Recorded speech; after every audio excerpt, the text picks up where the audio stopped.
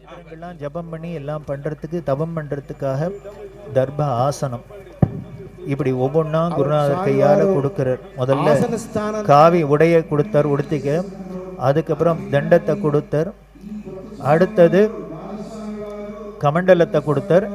இப்போ ஆசனம் தர்பாசனத்தை கொடுக்கணும்.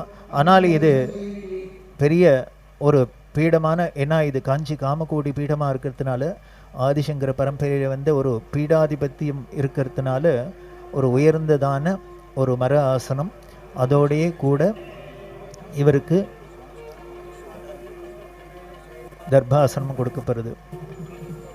எதிர்த்தாப்புல நேர பார்த்தா காமாட்சி அம்பாளோட மூலஸ்தான கோபுரம், அம்பாள் பார்த்துட்டே இருக்கா. அங்கேருந்து ஆதிசங்கரோட இந்த விமானமும் இருக்கு. அங்கேருந்து ஆதிசங்கரும் பார்க்குறார், காமாட்சி அம்பாளும் பார்க்குறா.